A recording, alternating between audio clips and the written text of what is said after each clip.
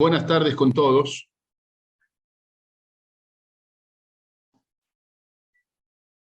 Buenas tardes con todos. Buenas tardes. Es un verdadero honor, un placer estar aquí reunidos para este evento de inauguración de la segunda cohorte de la maestría en Derecho Penal de la Facultad de Jurisprudencia y Ciencias Sociales de la Universidad de Guayaquil, que precisamente en estos momentos, en estos días, acaba de cumplir 155 años de su fundación. Es una facultad con una larga trayectoria jurídica, especialmente en el ámbito de las ciencias penales, en el ámbito del derecho penal. Son muy conocidos los preclaros juristas en este ámbito. El profesor Jorge Zavala Vaquerizo, Edmundo Durán Díaz, el doctor Alfonso Zambrano Pasquel, que aquí nos acompaña, entre otros muchísimos juristas. Le damos la más calurosa bienvenida al profesor doctor Ricardo Ángel Basilico, profesor argentino, quien hoy nos acompaña para dar una conferencia. También a los profesores Juan Jiménez Huartán, Andrés Omar Villegas, al profesor Jorge Enrique Mármol, que lo veo por aquí, al abogado Óscar Ayala, bueno, entre otros. Un cordial saludo. Quien les habla, Leonel Calderón, coordinador de la maestría en Derecho Penal. Muy bien, vamos a dar inicio. Hemos tratado de hacer un programa interesante, pero que también tenga un punto emotivo. Hace escasos meses ha partido el profesor Edmundo René Bodero, y precisamente por eso le hemos pedido al profesor Alfonso Zambrano Pasquel que realice una exposición, una conferencia magistral sobre las ideas penales y criminológicas del profesor Edmundo René Bodero, un penalista, un criminólogo muy importante del Ecuador, de la ciudad de Guayaquil. Ejerció su magisterio especialmente en la ciudad de Guayaquil, y en el Instituto Jorge Zavala Vaquerizo de nuestra querida facultad.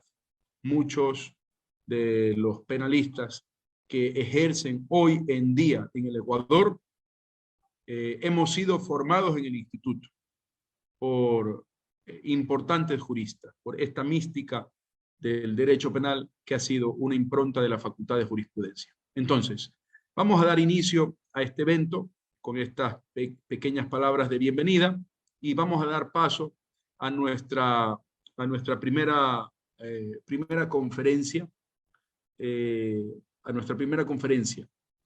Quien va a hablar primero es el profesor Alfonso Zambrano Pasquel, jurista de gran trayectoria, doctor honoris causa, doctor en Derecho, magíster en Derecho Constitucional, procesalista, litigante, autor de decenas de libros, no solo publicados en el Ecuador, sino en toda Latinoamérica, Argentina, Perú, Colombia, etc. Un jurista que no requiere mayores presentaciones.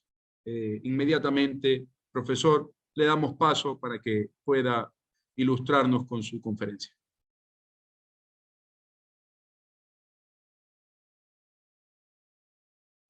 Tiene el micrófono apagado, doctor. Ahí estamos, listo. Mi reconocido agradecimiento al profesor Leonel Calderón Tello por la invitación para ser parte de esta ceremonia o jornada de inauguración de la segunda corte de esta maestría que nos honra en alto grado, que es la maestría en Derecho Penal.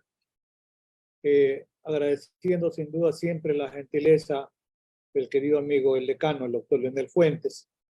Y en esta ocasión, muy emotivo para mí resulta, yo diría, una línea dual. Por un lado, tener a un amigo muy querido, Ricardo Ángel Basílico, con quien tengo la suerte de compartir, gracias a su generosidad y a la de otros amigos, algunas clases, conferencias en diferentes universidades argentinas, a las que es bueno que lo sepan quienes no lo sabían.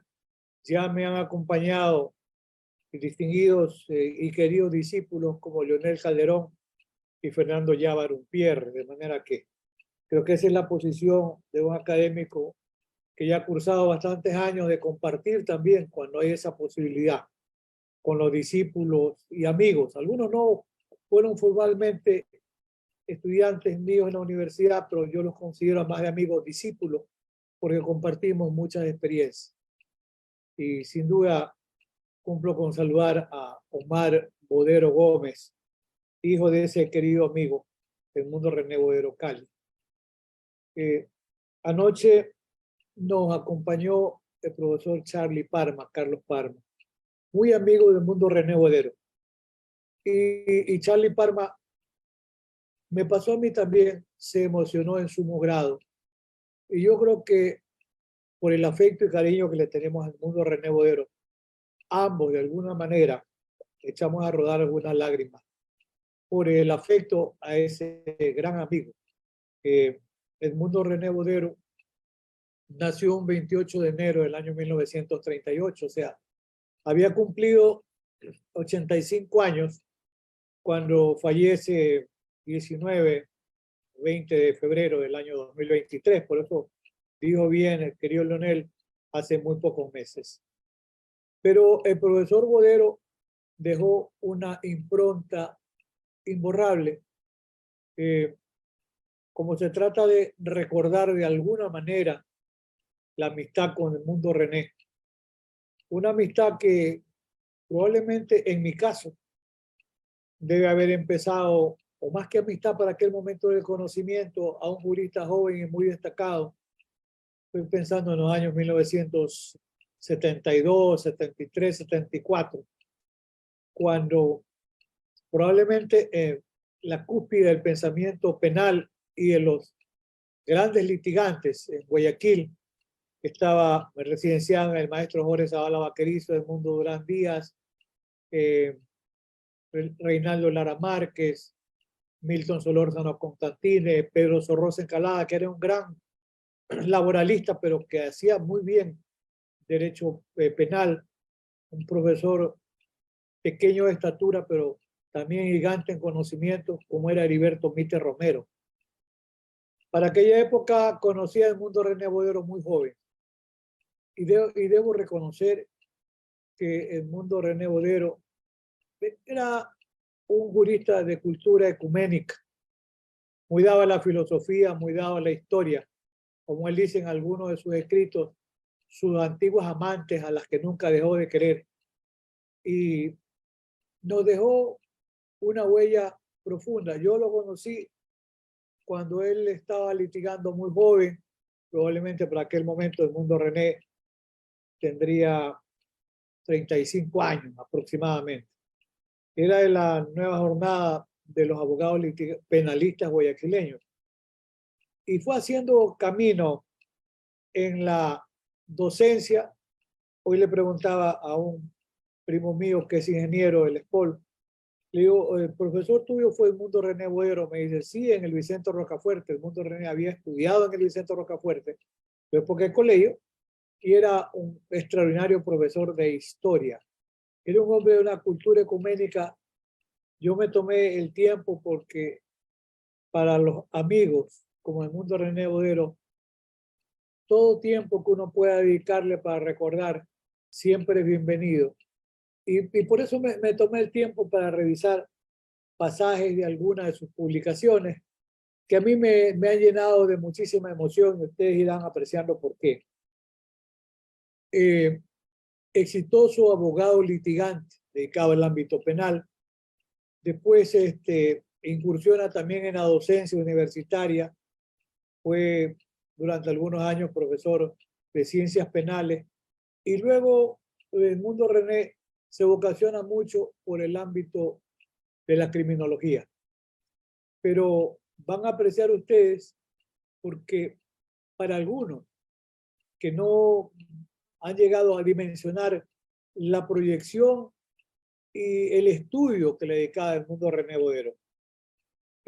Porque el que no lo conocía bien podría pensar que Edmundo René Bodero, que él nace en el ámbito del derecho penal como un abogado que su teoría del delito, esa dogmática penal enraizada durante mucho tiempo, iba en la línea de Frank von Lis, del maestro Jiménez de Azúa, del Mundo Meyer, y parecería que el Mundo René allí había anclado su actividad como docente, pero no es verdad, porque el Mundo René tuvo tiempo incluso para estudiar el pensamiento y la política criminal del profesor Claude Roxin y también las propuestas del funcionalismo del profesor Walter Jacob. Eso que pone en evidencia que Edmundo René Bodero, y por eso dije, un hombre de cultura ecuménica, siempre estuvo estudiando. Algunos probablemente no conocían esa faceta del Edmundo René. En la Universidad Católica él está algunas décadas como profesor básicamente allí de criminología. Entonces nos deja algunas importantes publicaciones que yo me tomé el tiempo por lo menos de recogerlas para una somera referencia. Y luego al Instituto de Criminología de la Universidad de Guayaquil, que tenía el nombre luminoso del profesor Jorge Zavala Vaquerizo. Antes del Edmundo René Bodero, yo había sido profesor del Instituto de Criminología en el ámbito justamente de la materia. Yo daba criminología y quienes estuvimos cerca del profesor Zavala Vaquerizo, a quien yo lo considero mi tutor académico, pues me hizo rotar en el estudio y la enseñanza de la criminología, del derecho penal, la dogmática penal, la parte especial, procesal penal. Y bueno, yo en las actividades de la universidad, pues luego soy también profesor de política criminal. Y es interesante, he encontrado alguna referencia del Edmundo René Bodero también a la política criminal, conforme iremos mirando. A mí, de las publicaciones del Edmundo René Bodero, me llamó mucho la atención de las, puede ser de las penúltimas probablemente, que tiene un título sugestivo, Teoría Económica de la Delincuencia, el neoliberalismo como factor criminógeno. Porque Bodero decía que al delito se lo ha estudiado, dice, antropológica, biológica, psicológica y sociológicamente, jamás económicamente, decía Edmundo René en esta publicación, como si entre economía y delito no existiera vinculación alguna. Este libro es del año 2010 y eso lo decía en la página 25. Yo he tenido la suerte o el privilegio, y en eso me considero un hombre bendecido por la academia y por la Academia Argentina en particular, y destaco la generosidad incluso del profesor Ricardo Basílico, que a mí me permite, y decir con mucho honor que soy el único jurista extranjero que es comentarista del Código Penal argentino. Eso es un honor, una obra publicada este 2023. Para mí no tiene precio la gratitud que yo le tengo hoy a la Academia Argentina, de la cual soy yo también miembro honorario de la Academia Argentina de Ciencias Penales, pero yo creo que allí ha sido el exceso del cariño académico de profesores como Ricardo, que bueno, que ahora también nos va a acompañar. Edmundo René Bodero, en este libro que yo lo considero muy importante, que sugiero leerlo, hace un aporte fundamental, hace una explicación de la criminalidad desde un determinado modelo económico. ¿Y qué dice Bodero? La mayor o menor intensidad del delito va a depender del modelo económico de sociedad. Como sabemos, actualmente el término economía política se utiliza comúnmente para referirse a estudios interdisciplinarios que se apoyan en la economía, la sociología, la comunicación, el derecho y la ciencia política para entender cómo las instituciones y los entornos políticos van influenciando la conducta de los mercados. Dentro de la ciencia política, el término se refiere principalmente a las teorías liberales, marxistas o de otro tipo, que estudian las relaciones entre la economía y el poder político dentro de los estados. Esto nos lleva a mí, me llevó a calificar la obra de nuestro apreciado amigo Edmundo René Bodero como un verdadero tratado de economía política del delito y de la pena. No creo que está ese libro en formato digital, habría que ver cómo se lo puede digitalizar para poderlo compartir, pero es formidable. Yo lo cito en una publicación mía en Editorial Contexto de Argentina, de la provincia de Corrientes. Ese libro mío se llama Teoría del Delito y Código Orgánico Integral Penal. Y yo hago esta referencia al aporte de Edmundo René Bodero en esta, yo diría, visión que para mí no la ha tenido en el Ecuador ningún penalista y ningún criminólogo. Incluso Bodero se asoma aquí al derecho penal del enemigo.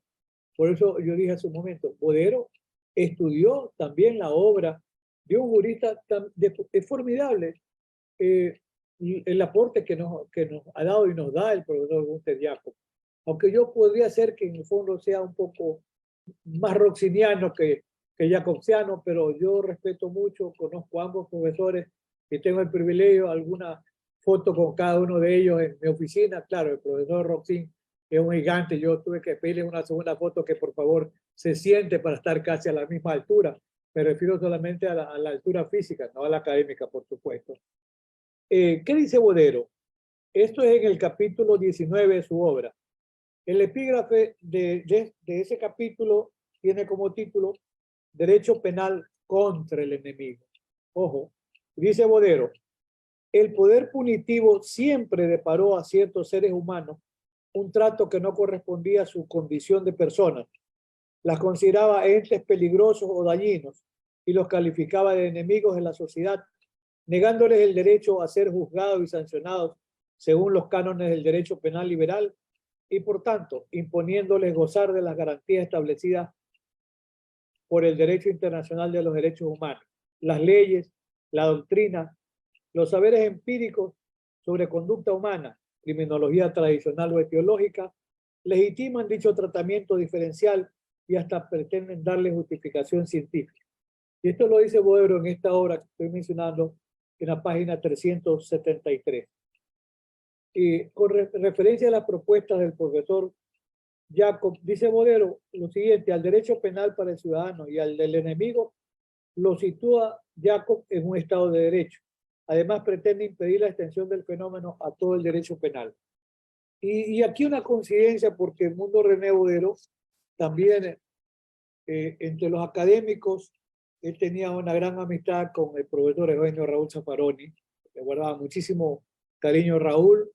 En la presentación de Derecho Penal o Relatividad y Delito, publicado en Temis de Bogotá, el profesor Raúl Zaffaroni hizo la presentación de la obra Edmundo René aquí en Guayaquil. Bodero reconoce que el derecho penal del enemigo siempre ha estado vigente. No es un invento, profesor Jacob, que es un tema que lo destaca también el profesor Zaffaroni en una publicación que se llama El enemigo en el derecho penal. Y dice Raúl, lo que Jacob nos dijo es lo que ha estado siempre ahí. O sea, hay un derecho penal que se dirige al ciudadano y hay un derecho penal que se dirige en contra de ese ciudadano que no respeta el ordenamiento normativo. No nos vamos a poner a discutir en esa posición, pero incluso debo destacar Edmundo René Bodero, que era un hombre, por eso dije cultura ecuménica. Tuvo tiempo para estudiar incluso el pensamiento penal de Carl Smith. Carl Smith fue un gran filósofo y penalista. Más allá que sea un ideólogo y un gran teórico del nazismo, pero no era un jurista de poca cuantía, era un jurista de mucha cuantía. Y Edmundo René recuerda a Carl Smith, cómo Carl Smith utiliza incluso el derecho penal con la finalidad de facilitar la eliminación de judíos, gitanos, opositores. Y Carl Smith mencionaba que la sociedad estaba compuesta por enemigos y no enemigos. El derecho penal, por dice Edmundo René Boero, es de antigua data, solo que anteriormente se lo conocía como derecho penal de excepción o de emergencia y era acremente censurado, mientras en la actualidad constituye un enclave en el tambaleante derecho penal liberal y cuenta con defensores y cultores que lo consideran imprescindible en la sociedad de riesgo que vivimos. Un notable académico español, el profesor Miguel Polaino Navarrete, yo le digo al hijo, a Miguelito le digo Miguel Polaino. Y el maestro Miguel Polaino Navarrete, en algún momento yo lo refiero en una de mis publicaciones, y él dice algo como esto, dice, en los tiempos que se viven, estoy pensando en la realidad de esta sociedad ecuatoriana y guayaquileña, el nivel de violencia que hoy está en alrededor del 40 personas muertas por 100.000 habitantes. Tenemos, yo creo, en este momento el estándar más alto en toda América Latina. Y el profesor Polaino Navarrete dice, seduce mucho a veces la idea del derecho penal del enemigo. Y dice el profesor Polaino Navarrete, a mí me parece que a veces hasta estaría justificado siempre que hubiese un límite de contención.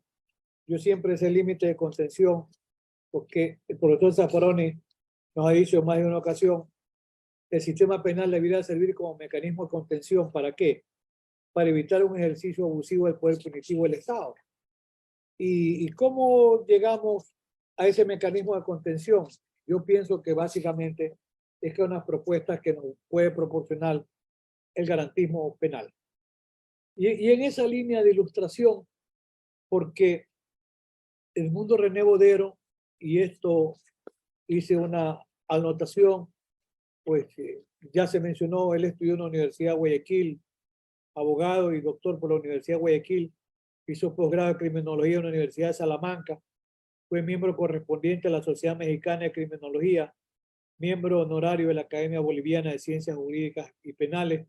Esa es una distinción que a ambos y también a Charlie Parma le consiguieron en Bolivia. Titular de la cátedra de victimología y criminología. Y Edmundo René Bodero se dedicó a estudiar criminología, era un gran cultor de la victimología, estudió el pensamiento y la obra de dos ecuménicos en el ámbito de la victimología, como Hans von Genting, el alemán, y Mendelssohn. Fue juez de la Sala Especializada de lo Penal de la Corte Nacional de Justicia. Y refiero de los libros publicados del Mundo René de Derecho Penal Básico, El Amparo de Libertad,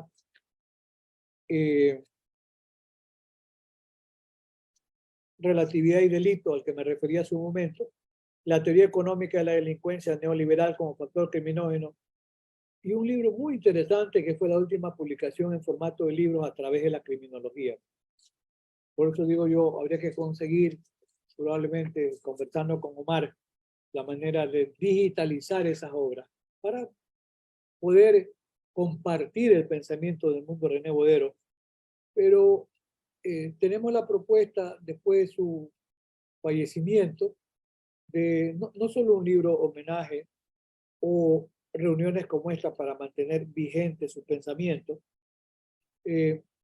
puede ser que luego podamos consolidar en el instituto, cuando esté funcionando, la posibilidad de que haya una cátedra del Mundo René Bodero. Podría ser que la cátedra de criminología tenga cátedra de criminología, profesor doctor del Mundo René Bodero. Ya iremos afinando algunas ideas. Dejo algunas monografías científicas que están en mi página web. Reitero, yo no gano nada con ingreso a mis páginas, es totalmente gratuito. Ustedes entran, como hay un buscador, le ponen el Mundo René Bodero y todo lo que yo pude recoger del pensamiento del Mundo René Bodero está recogido en mi página web. Ahí hay trabajo, Orígenes y Fundamentos de la Victimología, donde se refiere a Hans von Jetting y a Mendelssohn. El nacimiento de la criminología, la crisis de la criminología, los nuevos paradigmas de la criminología y el derecho penal, la mujer delincuente, Pedro Dorado Montero, precursor de la nueva criminología. Bueno, Pedro Dorado Montero, yo recuerdo que hacia 1906 probablemente, él hablaba de la delincuencia de guante dorado. Fíjense, en 1947 o 48, Sutherland, en Estados Unidos, publica su obra, que es ecuménica, sin duda, sobre delincuencia y cuello blanco. Pero don Pedro Dorado Montero, hacia 1903 o 6, ya hablaba sobre la delincuencia de guantes dorados, que era un tema un poco similar. Bodero también tiene monografías sobre la nueva psiquiatría, el neoliberalismo como factor criminógeno de primer orden, el postfinalismo, donde se refiere al pensamiento del profesor Jacob y del profesor Roxin, la insoportable levedad del delito, el peculado, la eximente de responsabilidad, la carga de la prueba en el proceso penal, porque además de ser un formidable profesor era un gran escritor y un gran orador, era también un exitoso abogado litigante. Por eso también el mundo René Bodero manejaba temas como el amparo de libertad antes, cuando no se hablaba con la ciudad hoy que se habla, por ejemplo, del habeas corpus, y él hablaba de la carga de la prueba. ¿Por qué? Porque era un abogado que litigaba. Y René Bodero también hizo reflexiones sobre las razones por las cuales él consideraba que la criminología tradicional soportaba una crisis, sobre el nacimiento de la nueva criminología. Es decir, Bodero tuvo tiempo para estudiar a Taylor, Walton y Jung, la ala inglesa de la nueva criminología. Tuvo tiempo para también leer el pensamiento de Alessandro Barata, que es el fundador de la criminología crítica, para los que tuvimos la suerte y el privilegio de tenerlo a Sandro como amigo. Vino 2 ocasiones a Ecuador, traído por invitación mía de manera directa en una ocasión, en otra ocasión porque el maestro Zavala me dijo, conozco tu amistad con Barata. Le digo, claro, quiero que venga, y esto fue para el año, si mal no recuerdo, 95. Entonces, Bodero leía el pensamiento también del profesor Alessandro Barata. Bodero se preocupó por estudiar la criminología de la reacción social, la teoría del etiquetamiento, el labeling approach, la de la reacción social, con una criminóloga formidable como era Lolita Nillar de Castro.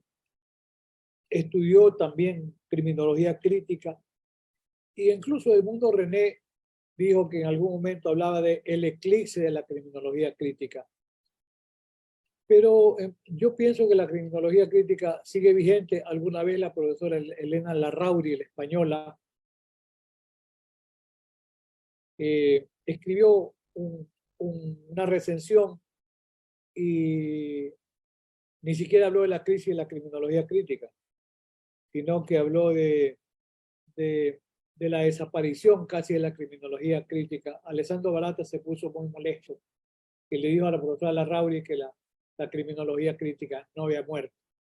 Y hoy la criminología crítica se ha reactualizado porque, además de lo que nos decía Alessandro Barata, que los procesos de criminalización en la fase primaria implican el nacimiento, el dictado de la ley. En la fase de criminalización secundaria es la selectividad con la cual la ley se aplica. Temas en los que Edmundo René era muy crítico y sobre eso escribía. Y hoy, en los tiempos del lawfare y del fake news y la noticia falsa, la selectividad de los sistemas de control es muy marcada.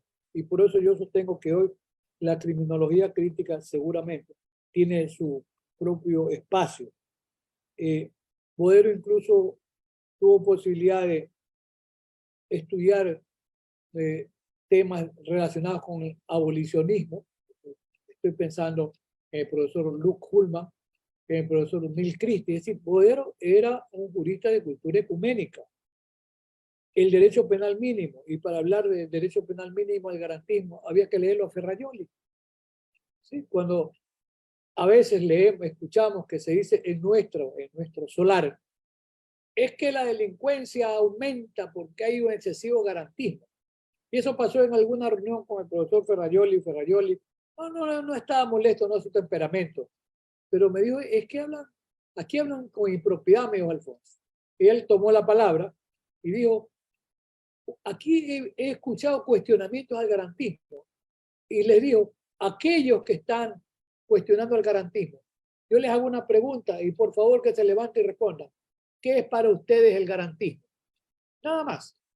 Nadie se levantó. Y le dijo Ferrajoli, hablar de garantismo, señores, señoras, señoritas, es hablar de los derechos humanos. Eso es hablar de garantismo. El garantismo está vigente, pero por supuesto que sí.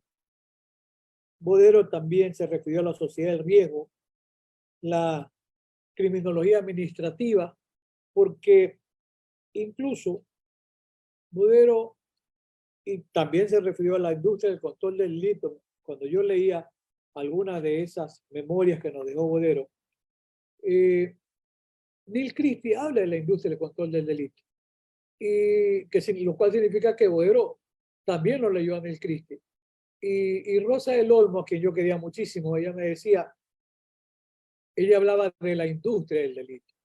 Y Rosa decía a veces, mira, ella era socióloga, ella tenía un doctorado en Oxford y otro en Cambridge, nada más. Entonces ella me decía, mira, la delincuencia nos da trabajo a todos. Tú eres abogado y eres profesor de Derecho Penal y eres un abogado que litiga, te das cuenta, te da trabajo. Y a mí como socióloga y en investigación en la Universidad Central de Caracas, sobrada, simplemente así, me decía, yo también trabajo y tengo trabajo gracias a ¿qué? Gracias a la industria del delito. Entonces, es cierto, el delito sigue siendo funcional. Y miren, en esas recensiones que nos dejaba Bodero, en algún momento Bodero se refería y escribió un artículo, el derecho penal de 3 velocidades. ¿Qué significa? Que Bodero había leído a ese ilustre decano de la Pompeu Fabra, o era decano, ¿verdad? Jesús María Silva Sánchez, muy, muy amigo y querido también de Leonel Calderón y también de algunos de los jóvenes que aquí ya en el Ecuador han echado raíces también, como Héctor Gabriel Fernández, estuvieron en la Pompeu Fabra. Entonces, para hablar del derecho penal de 3 velocidades, había que tener conocimiento de la obra de Silva Sánchez, La expansión del derecho penal. Entonces, fíjense ustedes, esto ratifica en la cultura que tenía el mundo René Bodero. Y claro, Silva Sánchez nos hablaba del derecho penal de primera velocidad, pues yo diría el derecho penal nuclear, y cuando Bodero hablaba de la administravización del derecho penal o de segunda velocidad, hoy se está hablando de la responsabilidad penal de las personas jurídicas, vendría, bueno, la llevamos al ámbito penal, vendría a ser un derecho penal de segunda velocidad. Y la tercera velocidad del derecho penal, que estaría en la línea del derecho penal del enemigo. O sea, ¿qué pone en evidencia? Que sin duda Bodero era un hombre que tenía una gran cultura y una gran formación. Y Bodero, miren, no solo cultivaba los modernos, porque en esas recensiones que hacía, a mí me impresiona mucho las citas que hace Bodero. Dice Bodero, Protágoras, fíjense, se refiere a Protágoras, opinaba que el derecho penal debía excluir para siempre a los delincuentes incorregibles. Hobbes dividía a los hombres en malos, simples violadores de la ley y enemigos del Estado, autores de crímenes horrendos. Clamaba porque a los últimos se les aplicaba el derecho de guerra, o sea, se los fusilaba. Edmundo Mejer pronosticó que a futuro coexistiría un derecho penal para la generalidad que conservaría las garantías y principios tradicionales y otro para delincuentes por tendencia absolutamente privados de aquella. El profesor Mejer, y esto lo había estudiado Bodero, ¿qué es lo que estaba haciendo? Estaba diciéndonos algo que después de algunas decenas de años dice el profesor Gunter Jacob. Un derecho penal para el ciudadano y un derecho penal para el no ciudadano, o sea, para el enemigo. Y sobre esto, miren, cuando Se ha estudiado incluso las finalidades de la pena, solamente lo refiero porque es importante. Cuando se dice, bueno, ¿y la pena para qué sirve, verdad? Hoy hay una gran discusión. Y a veces se dice, no me convence esto de la posibilidad en la concepción del funcionalismo de que la pena pueda servir con un criterio de prevención general positiva. Bueno, ese es el planteamiento. Yo en lo personal, porque alguien puede decir, bueno, y Alfonso Zambrano, ¿qué criterio tiene con respecto a la pena? Para mí la pena es retribución. Es retribución. El maestro Zavala decía, la pena es un mal por un mal causado. Punto. ¿Cuánto le vamos a imponer de pena? No sé, nos podemos quedar discutidos, como yo digo, conversando, discutiendo hasta el día lunes de la siguiente semana. A uno les gusta 20 años, a otros 50, a otros 80, a otros les parece bien la pena de muerte. Yo soy, por supuesto, contrario a la pena de muerte. La sola posibilidad del error judicial hace que ni siquiera lo piense. Pero entonces, ¿cuál será la pena justa? No lo sabemos. Por eso, Raúl Zaffaroni tiene un concepto de la teoría gnóstica de la pena. Porque dice Raúl, no sabemos para qué sirve, pero se la sigue aplicando, pero por supuesto, y se la sigue aplicando, sí. Y incluso Bodero, que era de buenas lecturas, recuerda lo que en su momento había dicho el presidente Obama de Estados Unidos, cuando dijo que con referencia a los terroristas en Guantánamo, no serían enjuiciados, sino que simplemente se los iba a mantener indefinidamente en prisión. Y los terroristas que delinquieran, pues simplemente ni siquiera iban a tener derecho a la defensa. Pero en los tiempos que se viven ahora, se está pensando que con los delincuentes incorregibles podría ser que sea una respuesta, podría ser, que es un tema que se puede discutir, por un lado, una prisión preventiva indefinida, puede ser. El tema, y sobre esto, porque Bodero estudió al profesor, a don Luis Jiménez Azúa. Para mí, el profesor Jiménez Azúa es el jurista hispanoparlante más importante en la historia del pensamiento penal universal. Simple y sencillo. Pero fíjense que después que el profesor Jiménez Azúa viene de Alemania y fue alumno de von List hacia 1920, y su tesis, hemos conversado esto con el profesor Leonel Calderón, su tesis doctoral, que era sobre la sentencia indeterminada, era un clásico. Pero incluso Jiménez Azúa, ¿qué es lo que proponía? Aplicar una sentencia a X tiempo, ¿verdad? Y si el delincuente era incorregible, podría aplicársele una medida de seguridad. Sí, un poco parecía, alguna vez hablaba con Raúl Zaffaroni, parecía el docto binario del código Rocco fascista, pero era una tendencia, decía, bueno, si le aplicamos X tiempo y no se rehabilita, le aplicamos una medida de seguridad, porque hay que pensar en la sociedad. Jiménez Azúa eso lo estuvo predicando hacia 1920, 22, 100 años. Dejó de sostener esa idea. Y voy a mencionar un hecho anecdótico. Cuando se quiere publicar, me parece que por Reus, en España, la tesis doctoral de Jiménez Azúa, las editoriales le encargaban a grandes juristas que hagan el prólogo, aunque no conocieran al autor.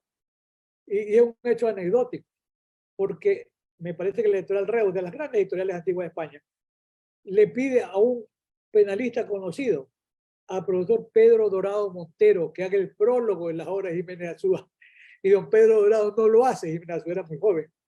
No lo hace, no porque en términos coloquiales le tenía roño o bronca a Jiménez Azúa, no lo conocía, sino que los profesores cobraban un honorario por el prólogo. Y no hizo el prólogo porque Reus no le pagaba lo que el maestro Dorado Montero quería que le paguen por el prólogo. Y pues lo hizo Quintiliano Saldaña, uno de los profesores del profesor Jiménez Azúa. Pero fíjense cómo la historia nos da esos sesgos y podemos rescatar ese pensamiento, incluso gracias a la obra que nos dejó y a los estudios de enseñanza que nos dejó el mundo René Bodero. Y René Bodero escribió también un poco sobre el derecho penal en el Ecuador. Y él decía algo muy cierto, decía, la teoría del delito de von List y von Belli la introdujo en España Jiménez de Azúa. Claro, Jiménez de Azúa había sido alumno de von List en Alemania, pero también había sido alumno de un profesor Stoss. Me parece que era en Suiza, porque también estuvo allí Jiménez de Azúa. Luego Jiménez Azúa viene, como recuerda Bodero, viene a la Argentina. Para buena hora, como yo digo. Y Jiménez Azúa hace una siembra, me acordé ayer de Charlie Parma, en esta expresión de ir sembrando al voleo que hacen los grandes profesores. Es decir, como el buen sembrador, van esparciendo las semillas. Unas caen en mala tierra, otras puede que las aves se las coman, otras no germinan y algunas sí germinan. Y yo digo, esa es la buena siembra. Y Jiménez Azúa, el profesor Jiménez Azúa, llega a Argentina y allí son alumnos del profesor Jiménez Azúa, entre otros, Raúl Zaffaroni y el profesor Enrique Bacigalupo. O sea, esa es la siembra extraordinaria. De otra generación, Carlos Santiago Nino fue alumno también de Jiménez Azúa, José Sáez Capel también, en otros momentos. Entonces dejó una siembra formidable. Y dice Bodero que desde los años 40 del siglo anterior, estoy hablando 1940, la dogmática alemana se fue imponiendo en la región y algunos profesores de Ecuador, menciona Bodero, Raúl Gómez Lince, Agustín Veralor, Jorge Zavala Vaquerizo. Hasta donde yo recuerdo, Agustín Veralor entiendo que fue incluso profesor del doctor Zavala. Y dice Bodero, hace más de medio siglo ya enseñaban dogmática penal en la Universidad de Guayaquil. Luego dice, paralelamente cada reforma del Código Penal ecuatoriano iba desmantelando el formato positivista italiano, hasta entonces vigente. Y dice Bodero, la dogmática alemana nos fue de alguna manera llegando el positivismo italiano y fue llegando también la influencia hacia la actividad de las cortes. Y Bodero dice, luego con el COIC, el artículo 18, que define la infracción penal como conducta típica, antijurídica y culpable, cuya sanción se encuentra prevista en este código, dice Bodero, se rescata la teoría de Lis y de Belling. Y va más lejos, dice Bodero, porque el Código Orgánico Integral Penal incluye la modernísima y compleja teoría de la imputación objetiva, dice Bodero. Y Bodero hace una referencia generosa, dice que en el Ecuador hemos hablado sobre imputación objetiva, Jorge Zavala Egas y Alfonso Zambrano Pasquel.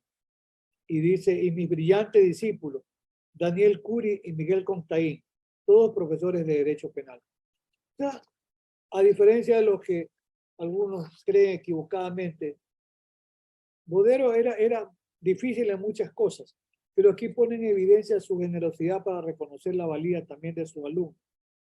Y Bodero escribía de una manera con mucha profundidad. Él había leído seguramente esa obra ecuménica de don Ángel Osorio, El alma de la toga. Y el 21 de abril del 2019, el Mundo René Bodero hace un artículo interesantísimo. Y dice, don Ángel Osorio dejó esculpida en piedra algunos principios que deben guiar el ejercicio profesional de un abogado. Y hace la cita entre comillas. Nuestro oficio es hacer triunfar a la justicia o a nuestros clientes. ¿Iluminamos al tribunal o procuramos cegarle? Sigue haciendo la cita de profesor Osorio. Nunca, ni por nada, es lícito faltar a la verdad en la narración de los hechos. Letrado que hace tal, contando con la impunidad de su función, tiene gran similitud con un estafador. ¿Sí? Eso era el Mundo René Bodero. En algún momento hace apología también de la ancianidad. Y dice Bodero, en el mundo primitivo alcanzar la longevidad era considerado un privilegio que no podía lograrse sin la ayuda de Dios, que así premiaba a los justos. Jehová ordenó a Moisés que escogiera a 70 ancianos para que fueran líderes, jueces y gobernantes del pueblo. Bodero sentía un profundo respeto incluso por los ancianos y fue un profesor que estuvo hasta el final de sus días, no solo en actividad, nos siguió alumbrando y había leído tanto que incluso Bodero había leído El Príncipe Maquiavelo, que fue escrito en 1513, Los delitos y las penas de Beccaria, Dice Bodero, refiriéndose al maquiavelismo, en la antigüedad los filósofos afirmaban que la política era al mismo tiempo una ciencia y un arte. Ciencia porque requería el conocimiento de los problemas del Estado y arte en tanto exigía el dominio de las soluciones de los mismos. Pero aquellos valores fueron trastocados en el siglo XVI mediante un pequeño libro titulado El Príncipe, cuyo autor, Nicolás Maquiavelo, tomando como modelo al cruel y despiadado César Borgia, aconsejaba a los gobernantes de su época actuar con astucia y despojado de toda norma moral. Entre sus más conocidas sentencias, dice Bodero, destacan aquellas que enseñan que, hago la cita de Maquiavelo, un príncipe no necesita ser virtuoso, sino simular que lo es. Que los gobernantes deben conducirse con la astucia de la zorra y la fuerza del león. Eso que revela la capacidad que tenía, además de reflexión en el ámbito filosófico. Y hace un momento hacía referencia en los estudios criminológicos, Bodero los hacía aterrizar a nuestra realidad. Y se refería, por ejemplo, en otras recensiones en las que yo me puse a examinar, porque era lo justo a ese querido amigo, recordarlo en esa dimensión. En algún momento se refiere a la teoría criminológica del etiquetamiento y la estigmatización, porque dice que esas teorías, que son parte de la criminología y la sociología norteamericana, revelaron que las acciones futuras de quien hubiera estado penalmente procesado y más aún guardado en prisión, aunque en libertad llevar una existencia correcta, serán siempre sospechosas de ilegalidad, porque el prontuario criminal acompañará al ex convicto hasta la muerte, igual que a Jean Valjean en Los Miserables de Víctor Hugo. Bodero había leído a Víctor Hugo, sin duda. Y me hace recordar una expresión muy de Raúl Zaffaroni. Raúl Zaffaroni dice, lamentablemente dice, como la cárcel produce estigmatización y etiquetamiento. Y Raúl le agrega, dice, se viste como choro, ladrón, camina como choro, tiene cara de choro, es choro. Sí, eso es que es un símil de la teoría del etiquetamiento, sin duda que sí. Incluso Bodero, que tenía esa cultura, nos recuerda la ley de la omerta o omertà. ¿Qué es eso? Es la especie de código de la mafia, básicamente la mafia italiana, que significaba que si alguien caía en prisión tenía que guardar silencio, porque el padrino y los grandes capitanes tenían que protegerlo a cambio de su silencio. De esa manera le protegían a la familia, a la mujer y a los hijos. No hablar, no hablar. Y decía Edmundo René Bodero, fíjese lo sabio que era Edmundo René, parodiaba la ley de la omerta o de la omertà de las mafias cuando se refiere a los delincuentes ecuatorianos. Y él dice, intentando vanamente justificar su conducta, los asesinos en serie suelen argumentar haberse encontrado amnésicos al momento de ejecutar sus crímenes. A este tipo de amnesia se la denomina anterógrada, atribuyéndole la criminología a lesiones en el hipocampo, parte del cerebro encargada de registrar los acontecimientos más recientes en la memoria a largo plazo. Y Bodero recuerda el caso de una persona que estaba presa en Ecuador, por eso digo, que ese conocimiento que tenía Edmundo René lo extrapolaba a los casos de la realidad ecuatoriana, y él dice lo siguiente: un sujeto preso por el tema de la venta de las fundas para los cadáveres, el sobreprecio de la medicina, inicialmente ofreció cooperar con la justicia. Como nosotros tenemos el tema de la cooperación, la delación premiada, Bodero dice, este sujeto dijo que iba a cooperar. Pero luego, por sugerencia del abogado, dice, pasó a arguir que a su cliente súbitamente le sobrevino una amnesia anterógrada, deteniéndose sus recuerdos en el 2016, lo que significaba que todo lo que él había vivido como delincuente se le borró de la memoria. Tan oportuna discapacidad lo imposibilita revelar nombres, pactos, rangos, repartos, montos, testaferros, etc. Y Bodero hace el cuestionamiento incluso en ese momento a la actuación del abogado, porque había el compromiso de cooperación que luego es desestimado. Y Bodero había leído, a su momento mencionaba yo a Hobbes. Hay un artículo interesante, dice Bodero: el hombre es lobo del hombre. Esa clásica, el clásico nombre del libro. Y Bodero escribía hacia esto, yo anoté, decía hacia el año 2020, hacia mayo, plena época de pandemia. Y Bodero dice: la depresión que me produce el conocer que en los hospitales los deudos tienen que pagar para recuperar los cadáveres de sus familiares, que los funebreros especulan con el valor de los ataúdes, que los necesitados de diálisis fallecen porque en las casas de salud del IES se niegan a atenderlos, igual en las particulares aduciendo que el gobierno les debe millones, que por el oxígeno se exigen valores insultantes, que los laboratorios dicen no tener medicina o las venden a precios elevados. Hay una escasez para especular con el costo de los medicamentos.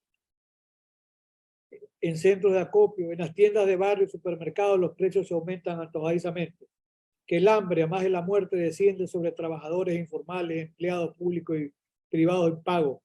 Dice Bodero: como no encuentro en la ciencia del derecho penal y en la criminología el porqué de estos auxiliares de la muerte, vuelvo la mirada hacia la filosofía y la historia. Y a la referencia que yo hacía hace un momento. Antiguas ex amantes, dice Bodero, a las que nunca olvidé por completo. Entonces recuerdo a Tomás Hobbes, quien en el Leviatán afirma que el hombre es el lobo del hombre, homus homini lupus, y para probarlo recurre a la guerra en la que las nociones del bien y del mal desaparecen totalmente.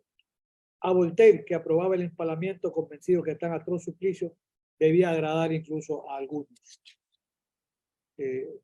No leo esa parte que es un poco dura. Incluso refiere al Marqués de Sade: creía que la crueldad, lejos de ser un vicio, es el primer sentimiento que imprime en el hombre la naturaleza. Y sí, Bodero para aquel momento estaba sin duda muy, no solo molesto, estaba muy golpeado con la forma como en tiempo de pandemia, de verdad, nuestra sociedad sufrió muchísimo. También se refirió a las masacres carcelarias y recuerda lo que decía Raúl Zaffaroni, que algunos de los trabajos de Raúl, que son clásicos, como Las voces de los muertos, sostiene que si bien los muertos no hablan en sentido literal, los caídos en las prisiones son muy elocuentes. Aplicado su pensamiento a los cientos determinados en las recientes matanzas en los reclusorios ecuatorianos, que para hoy, en curso de 2 años, son casi 500 muertos en cárceles ecuatorianas, que hubo el valor de algún jurista como Leonel Calderón, que en una defensa pro bono, porque no era pagada, presentó un habeas corpus reparador y luego se lo conceden y luego se va quedando y se va perdiendo. Y en algún momento dado, Bodero también reflexiona y dice, tema que lo planteamos en una denuncia, pero que luego la Fiscalía General del Estado nos dejó fuera del tema porque dijo que la Fiscalía es suficiente. Pues nosotros estamos planteando que el Estado ecuatoriano debiera incluso responder de una conducta de comisión por omisión. Y además en el Ecuador tenemos una comisión por omisión dolosa, y para esto podría bastar el dolo eventual. O sea, era un tema discutible, pero interesante. Pero la Fiscalía General del Estado, muy de la mano con la función, con el Ejecutivo, dijo, no nos admitió y se opuso a nuestra presencia porque íbamos en la línea de decir el Estado qué salvaguardas realmente aplicó en defensa de los presos en las cárceles ecuatorianas. Por eso habla de las recientes matanzas y a grandes voces nos indican que provienen exclusivamente de las clases marginadas, obligándonos a preguntar, ¿por qué? ¿Por qué no se las evitaron? ¿Quiénes fomentan tan espantosas carnicerías? ¿Las controlan los políticos? ¿A qué agitadores benefician? Por lo que con la venia del gran maestro, se refiere a Raúl Zaffaroni, los muertos en las prisiones no solo hablan, también acusan, decía Bodero. Y para ir concluyendo, cuando se refirió a la política criminal, por eso decía, Bodero estudiaba a los modernos, pero estudió muchos clásicos. Y en la política criminal, Bodero, así como hace un momento ya hacía el parangón, Mejer se adelantó al planteamiento del derecho penal de enemigo del profesor Hunter Jacob, cuando dijo que podría haber un derecho penal para la generalidad y otros que tenían que ser los excluidos. Y Bodero, al referirse a la política criminal, dice, para el criminólogo Lacassange, ¿cuántos años? Decenas de años atrás, probablemente un siglo. La causa principal de los delitos es el medio social. Comparaba a los delincuentes con los microbios originalmente inocuos, pero que al sumergirse en un caldo de cultivo apropiado, se activan de inmediato. Por lo tanto, el medio social es el caldo de cultivo de la criminalidad. Y decía Bodero, la política criminal, conjunto de disposiciones adoptadas por un Estado para controlar y prevenir la delincuencia, a ella le corresponde librar esa batalla. Y si nosotros retrotraemos esa reflexión al momento vigente, vamos a afirmar que no existe una política criminal de Estado, no, y menos una política criminal carcelaria, si no hay una política criminal frente al tema de la violencia de todos los días. Dice, la política criminal propone las directrices económicas y sociales que un país debe instrumentar para enfrentar la delincuencia. No obstante, la sociedad tiene la obligación de proteger a sus miembros de los embates del crimen. Y dice, bueno, bienvenidas las propuestas positivas que se hagan, las que se adopten, pero serán solo paliativos, pues mientras la sociedad no cambie, y se refiere a Edwin Sutherland, la alta tasa criminal se mantendrá o volverá, y como la sociedad no va a cambiar, el problema subsistirá. Y dice Bodero, yo solo soy el mensajero. Y aquí hay una reflexión extraordinaria. Dice, en Antígona, consta el siguiente letrero, entre comillas, nadie ama al mensajero que trae malas noticias. Es más, los griegos mataban al mensajero, pero ya quedaba la mala noticia. Y se refirió incluso a los fiscales. Y dice Bodero, que en el siglo XVIII, el siglo de las luces, el fiscal fue introducido como protector de los ciudadanos y no como un acusador indefectible. Y luego aterriza en nuestra realidad y dice, si los fiscales actuaron con objetividad, tendrían que buscar, y los que litigamos nos cansamos de decirle, hay que buscar los elementos de cargo y descargo, y no lo hacen. Entonces dice, el principio de objetividad en el artículo 4, numeral 21 del Código, que les ordene investigar no solo los hechos y circunstancias que funden o agraven la responsabilidad de la persona procesada, sino también los que le eximan. Dice Bodero, si el fiscal actuara así, actuaría bien. En la práctica, ¿qué pasa? Y los que somos litigantes y vivimos el día a día, sabemos que hay una suerte de consigna, la idea de que el mejor fiscal es el que acusa siempre. Yo aquí recuerdo una expresión del profesor Claude Roxin, el mejor fiscal no es el que acusa siempre, sino aquel que busca la verdad. Ese es el mejor fiscal. Y sobre esto vamos a coincidir que no hay verdades absolutas. Hay la probabilidad de la certeza, sí, pero no hay certezas absolutas. Y dice, si el fiscal actuara bien de esta manera, tendría incluso que abstenerse de acusar. Pero la pretensión punitiva del Estado hace que los fiscales actúen de otra manera. Porque incluso yo he conocido casos en que si un fiscal no acusa puede ser incluso destituido del cargo. Y dije hace un momento, Bodero estudiaba los clásicos. Y Bodero aquí dice, deplora Altavilla, ese extraordinario jurista italiano de Altavilla. Yo recuerdo haber leído Psicología Forense, que es formidable. Y Bodero recuerda a Altavilla, o Altavilla, dice, el fiscal casi siempre representa a la acusación y no a la verdad. Actúan como si Estado y sociedad les exigieran obtener la condena a cualquier costo.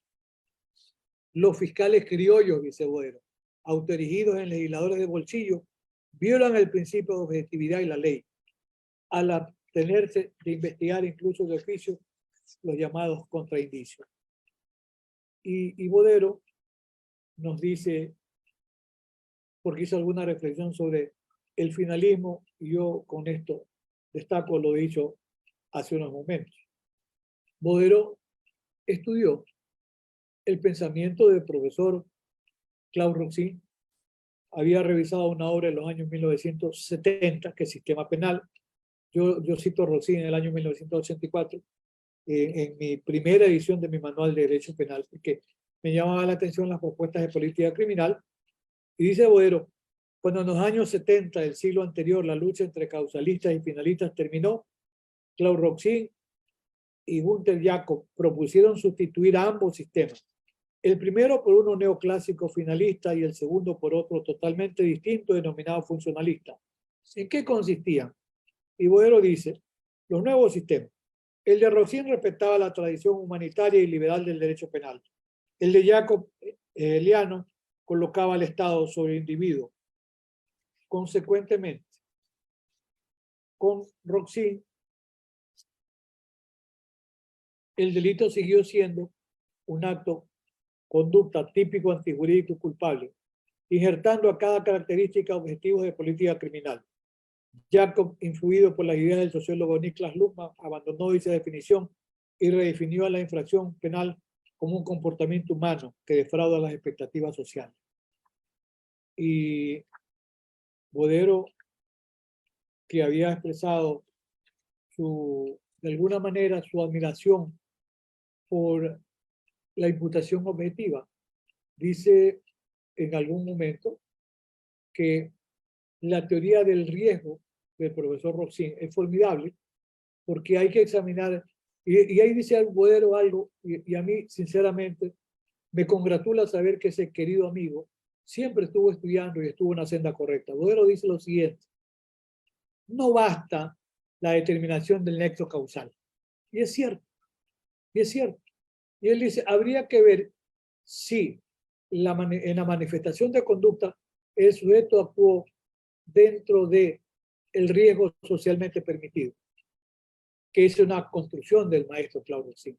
Si no es aparte del riesgo permitido, ¿verdad? Puede haber nexo causal, pero no se le puede imputar objetivamente el resultado. Y Bodero dice, en la construcción, dice Bodero, y yo coincido también en eso, era un aporte que hace el profesor Günter Jakob, porque Roxin nos habla, y Jacob también, del principio de confianza en la actuación de terceros, del médico, en el tema de la intervención de los médicos, el jefe de cirugía con respecto al anestesiólogo, a la enfermera. ¿Ya? Ahí está el principio de confianza, como dice la profesora Ingeborg Puppe, la profesora alemana.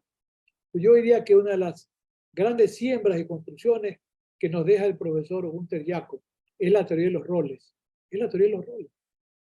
Como dice Jacob, y Bodero retoma esa idea, como dice Jacob, cada quien responde por lo que hace, por lo que deja de hacer. No todo es responsabilidad de todos, dice el profesor Jacob. Y eso es cierto. Hay una suerte de división de trabajo. Y si alguien no se aparta de su rol, ¿qué ocurre? La llamada prohibición de regreso, de la que también se refiere Pepe Caro Young, que fue un distinguido alumno del profesor Jacob, que también conocía a Bodero, que alguna vez estuvo aquí en esta casa, Bodero, Parma y el mismo Percy García Cabero y Pepe Caro Young. Eran queridísimos amigos y se aprendía sin duda en esas tertulias. Y Bodero habla... Querido profesor, 2 minutos. Sí, está bien. Habla del riesgo y dice, para concluir, la actuación de la víctima, que eso es importantísimo. La actuación de la víctima a propio riesgo. O sea, Bodero, que ratificó que era un hombre de una gran cultura, de muchísimo estudio. Si alguien no lo pudo conocer en el mundo, René Bodero, en esa dimensión del hombre estudioso, se perdió una cantera de conocimiento. Con eso, filósofo tan querido decano Leonel Fuentes. Muchísimas gracias a todos. El tiempo era necesario para poder destacar y mantener vigente la figura egregia de ese querido amigo del mundo René Bodero Cali. Muchísimas gracias a todos y a todos. Excelente, maestro. Siempre es un gusto, siempre es un placer escucharlo y sobre todo aprender de esta forma muy didáctica de enseñar el derecho penal, de enseñar el proceso penal, de enseñar las ideas de política criminal y de filosofía del derecho penal, incluso contándonos las anécdotas con los grandes maestros. Es para nosotros siempre un privilegio contar con usted.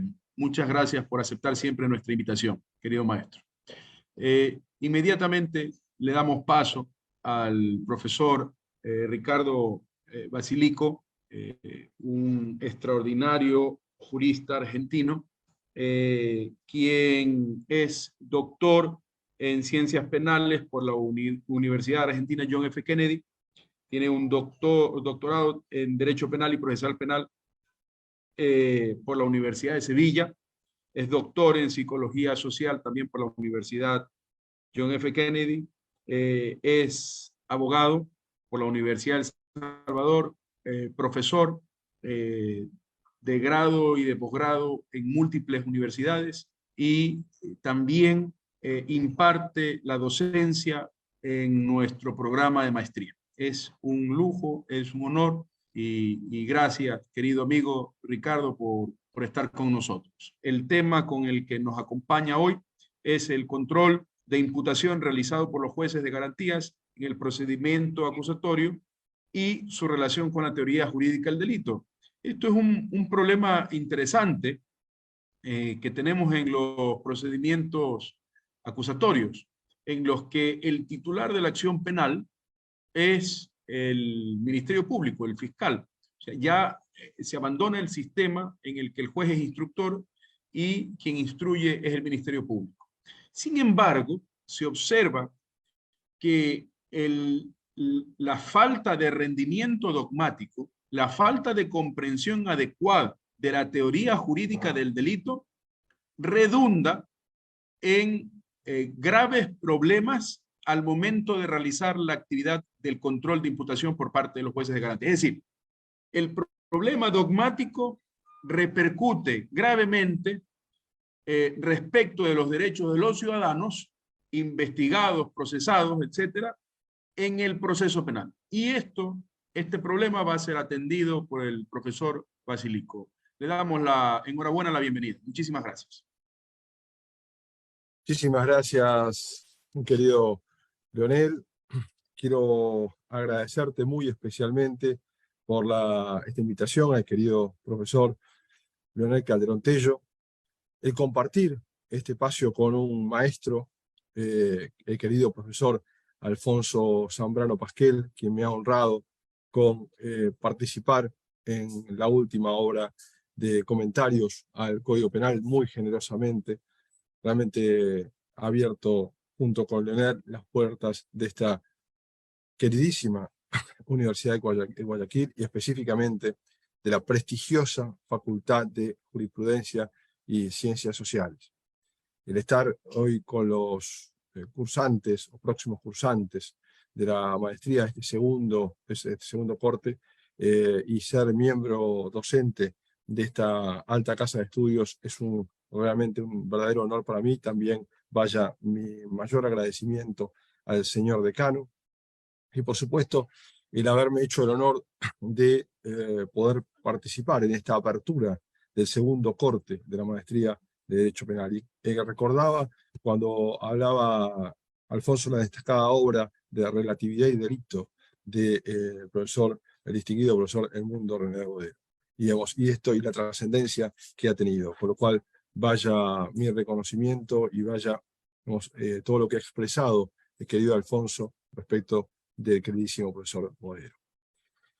Hoy vamos a abordar un tema, queridos amigos y amigas, sobre el control de la imputación por la judicatura y al principio de congruencia respecto a la teoría jurídica del delito y los sistemas de garantías.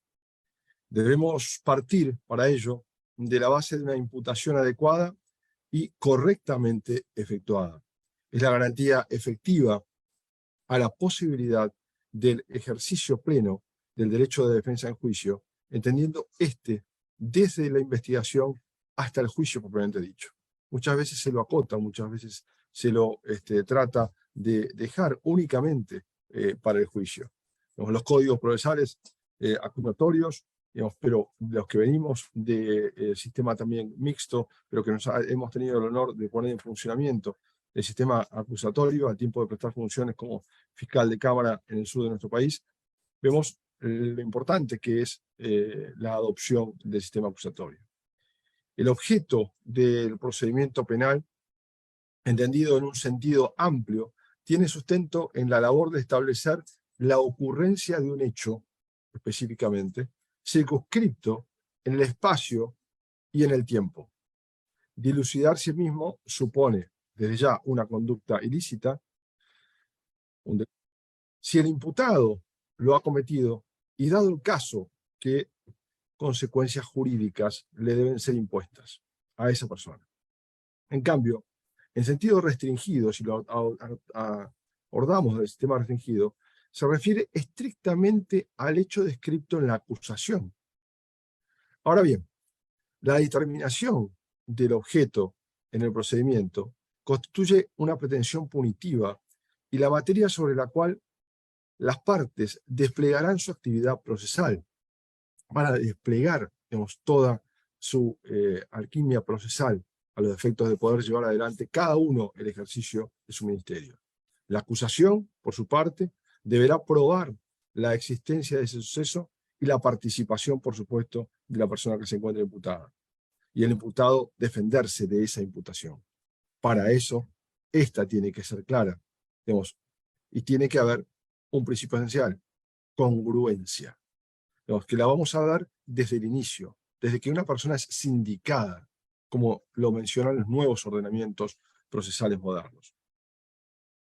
Y también se fija los límites respecto de cuáles el tribunal, digamos, cuáles son los hechos que el tribunal debe conocer, el hecho y juzgar el mismo. En cuanto a sus tareas o funciones, el objeto procesal posee tres, básicamente. Delimita el objeto de la acusación, define los contornos de la investigación judicial y de la obtención de la sentencia, y fija claramente la extensión de la cosa juzgada. El objeto, queridos amigos y amigas, del proceso penal es en principio indivisible, es inalterable, digamos, en procura de ¿qué? De garantizar la defensa en juicio de la persona sometida a proceso para evitar cambios sorpresivos en la acusación respecto del hecho o las circunstancias sobre las cuales éste no ha tenido oportunidad de defenderse. Y ahí es donde entra en juego no solamente los aspectos fácticos, sino los aspectos sustantivos, los aspectos que hacen a la subsunción de la calificación o a la subsunción jurídica, digamos, que debemos darle a un determinado hecho, a una determinada acción realizada por la persona que se encuentra imputada. Y ahí nos vamos a este principio, digamos, que cuando lo charlábamos con el querido amigo Leonel, establecimos que era un tema que podía ser de interés y así lo llevamos adelante. Este principio de congruencia, como dijimos, el objeto de ese proceso fija o va a fijar los límites del procedimiento y de la sentencia. Fundamentalmente, queda delimitado de modo más rígido con el requerimiento de apertura o de elevación a juicio.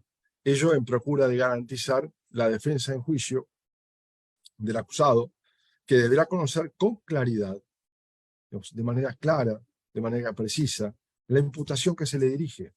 Si no, no va a poder ejercer un derecho vital dentro del sistema de garantías que es el derecho de defensa en juicio. Y por supuesto también gozar de otro principio que es la igualdad de armas. El principio que lo tutela, a esto que acabamos de decir, es el de congruencia. Digamos, que exige que exista claramente una correlación necesaria entre el hecho que motivó la acusación, por el cual se formalizó debidamente la imputación, y el reproche final, digamos, que realiza el tribunal. Sin embargo, lo inalterable del objeto procesal como característica no es definitiva. Es posible cierta transformación limitada del objeto de procedimiento durante el debate para agregar nuevas circunstancias, conforme lo prevén los ordenamientos procesales, relativas al mismo hecho histórico, contenido en la acusación, siempre y cuando tales aspectos surjan del mismo debate. Digamos, siempre surjan de este juicio. Muy bien lo ha abordado en su última obra procesal, los fundamentos de derecho procesal penal, que tuve el honor de prologar del querido amigo y maestro, el profesor Alfonso Zambrano Pasquel. lo ha abordado de manera magistral allí también, digamos, en su relación con el ordenamiento procesal ecuatoriano. Quiero decirles también que el acto por intermedio del cual se solicita lleva el nombre de ampliación de la acusación. Cuando se amplía la acusación, ¿cómo llevo adelante la ampliación de la acusación? Y según el Código Procesal Penal de Argentina, pero que además es muchas veces seguido por otros ordenamientos procesales, solo es posible para otro acto de continuación delictiva en caso de delito continuado, o para añadir una circunstancia agravante respecto de la acusación originaria. Con lo cual vemos que dentro de esa ampliación también hay una limitación. Por lo demás, el tribunal está sujeto a examinar el objeto del proceso sometido a su conocimiento por la acusación y solo podrá apartarse de él cuando sea favorable para el imputado. Ahora, ¿qué hablamos cuando hablamos de imputación adecuada? La imputación se asienta en un encuadre penal, circunstancia íntimamente relacionada con la teoría jurídica del delito, que permite claramente ajustar y delimitar los hechos de acuerdo con el esquema del derecho penal, teoría del delito. Las opiniones del querellante o de los querellantes y del acusador pueden ser disímiles. El primero requiere la producción de medidas de prueba pendientes y el segundo solicita el sobreseimiento o la elevación a juicio, posiciones que quedarán a disposición del juez para su respectiva resolución. Ese requerimiento de elevación a juicio define, al menos en esta etapa, el objeto procesal que constituye la base, el sustento, digamos, los pilares de la imputación, definiendo, por supuesto, los contornos del litigio y los límites del tribunal para condenar, y queda establecido por los hechos contenidos en el procesamiento y en el dictamen del acusador, sin que puedan mutar de modo radical o sorpresivo para la defensa. Digamos, cualquier afectación que haya sorpresiva, digamos, viola el principio de defensa de juicio. Los aspectos jurídicos y legales también integran ese objeto procesal, pero lo novedoso quizás es que esto se da, como charlábamos con mi querido amigo Leonel, desde el comienzo, desde la intervención del juez de garantías o de los, donde no rige todavía los jueces de garantías, los jueces de instrucción, digamos, pero tendiendo a en el respeto de las garantías tanto del imputado como de las víctimas.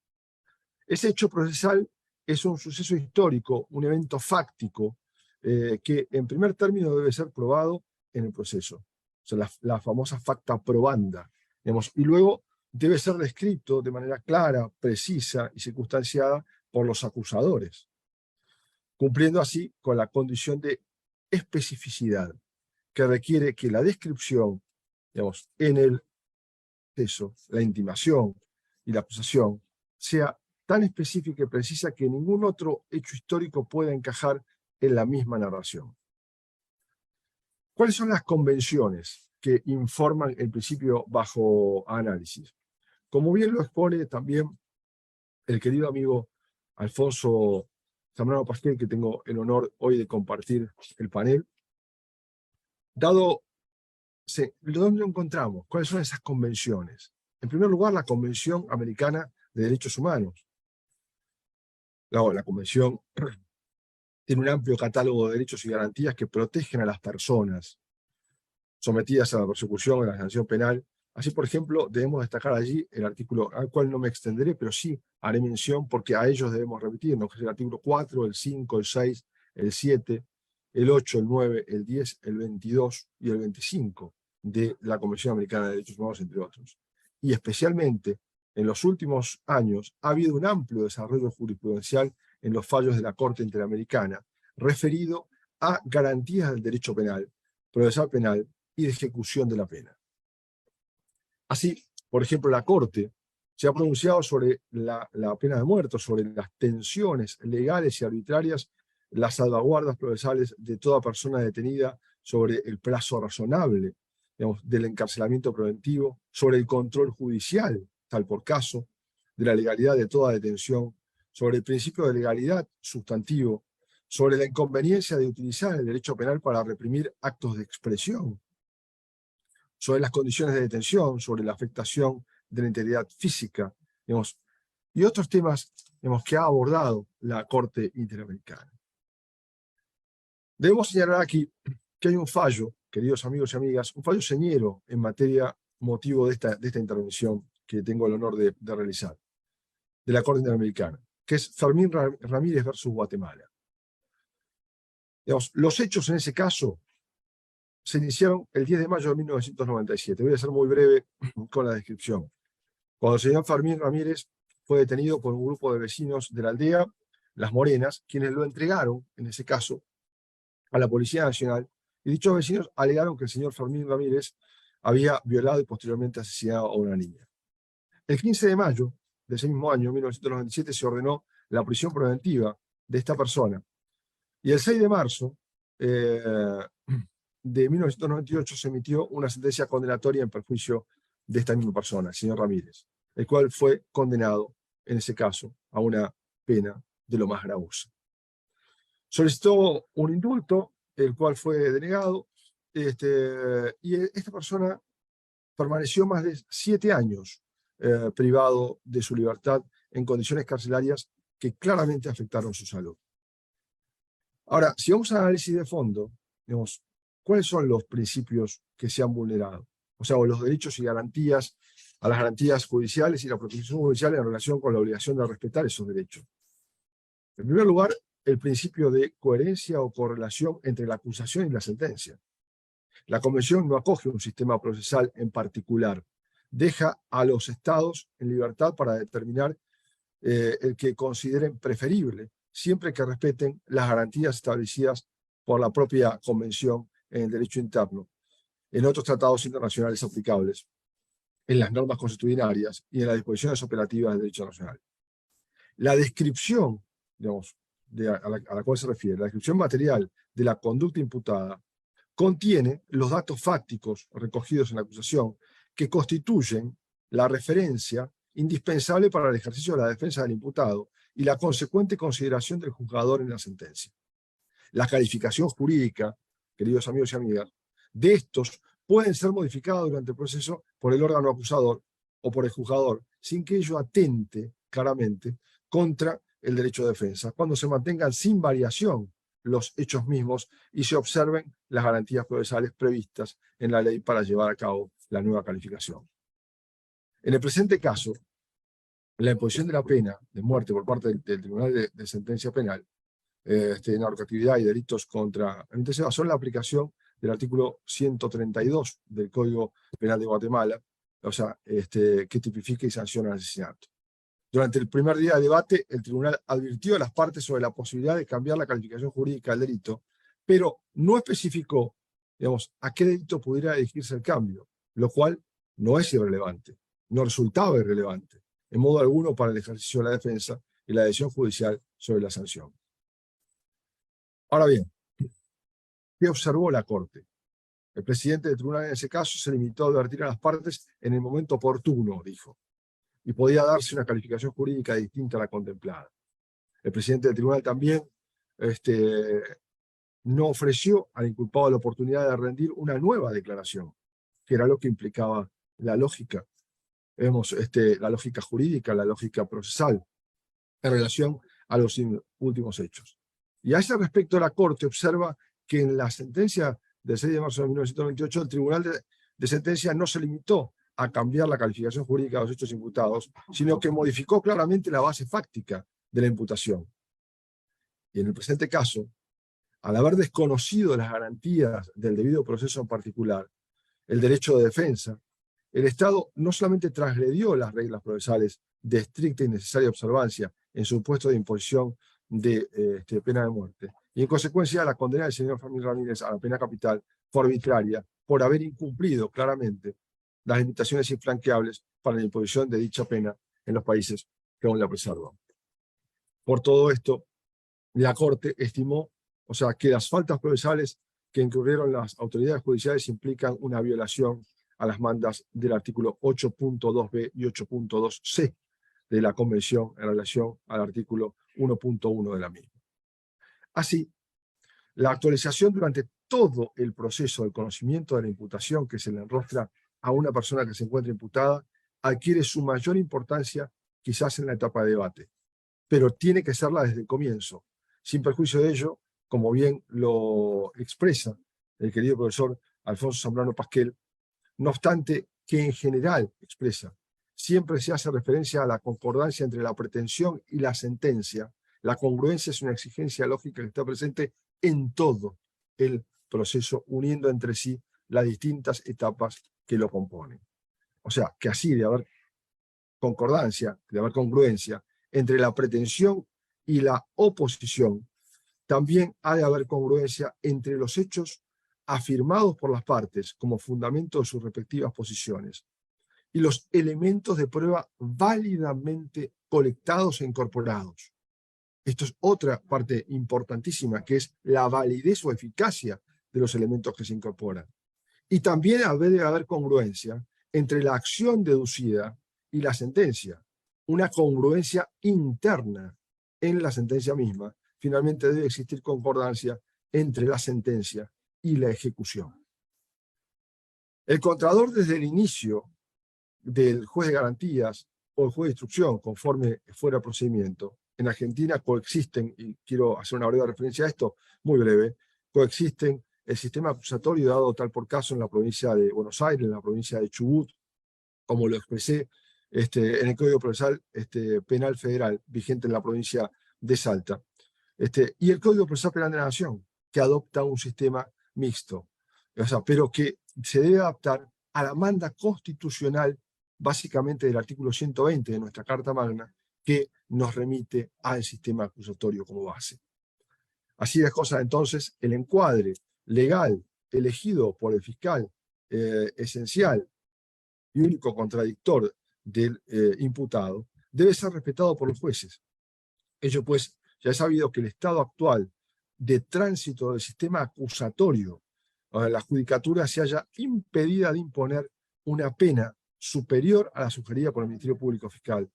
Con medida de claridad, en este caso, el profesor Julio Báez, citando al profesor Mayer, con quien he tenido el honor de poder trabajar en las reformas procesales, claramente expresa que la regla que fija el alcance del fallo penal se debe corresponder con el hecho descripto en la acusación, en todas sus circunstancias, elementos, tanto materiales como normativos, físicos y psíquicos, y ahí la unión del sistema adjetivo con la teoría jurídica del delito.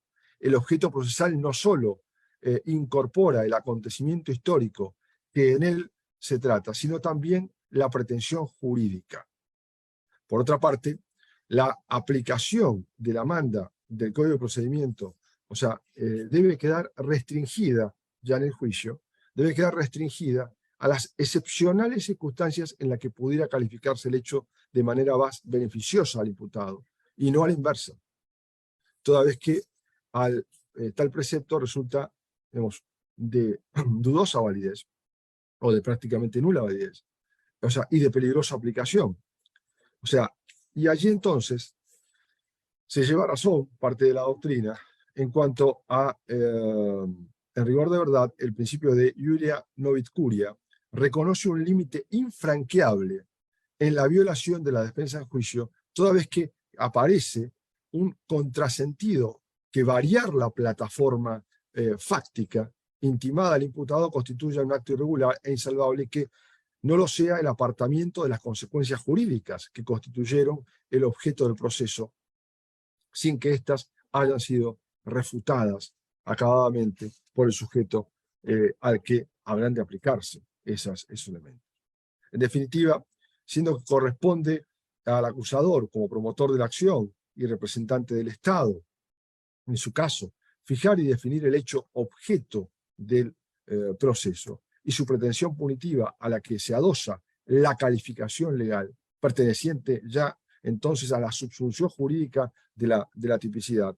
No habremos de ser nosotros quienes asumamos la posibilidad de modificar esa subsunción legal en forma más gravosa, toda vez que existe el riesgo casi cierto de causar sorpresa a la defensa violando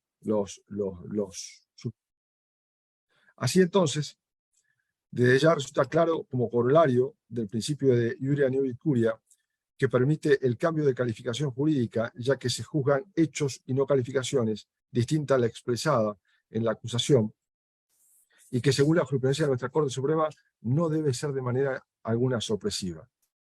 Y el profesor Mayer vuelve a ser claro en este punto, que aunque de ordinario la regla solo pretende que el fallo no aprecie un hecho distinto al acusado, ni valore de ninguna manera circunstancias no introducidas por la acusación, una variación brusca, digamos, sorpresiva en la calificación jurídica puede sorprender claramente a la defensa.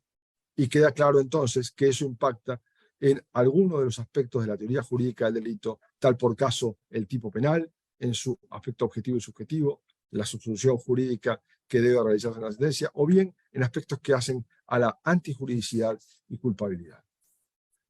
Para ir concluyendo, queridos amigos y amigas, la Corte Suprema de Justicia de la Nación Argentina ya hace un tiempo, y en relación, por ejemplo, con la sentencia que cita muy bien el profesor Alfonso Arnao Pasquel de la Corte Constitucional de Ecuador del 24 de julio del 2013, en el caso 1640-10-EP, en el cual la Corte Constitucional resuelve negar una acción extraordinaria de protección deducida en contra de una sentencia de la Corte Provincial que confirma un acto de llamamiento a juicio dictado por un juez de garantías penales, podemos decir que uniendo estos casos, el de nuestra Corte Nacional, y este caso, en el caso Luna, en el cual he de referirme muy brevemente, la Corte tuvo la oportunidad de expedirse nuevamente sobre el alcance del principio de congruencia, en el caso en que el sujeto había sido condenado por el tribunal oral, en este caso número 11,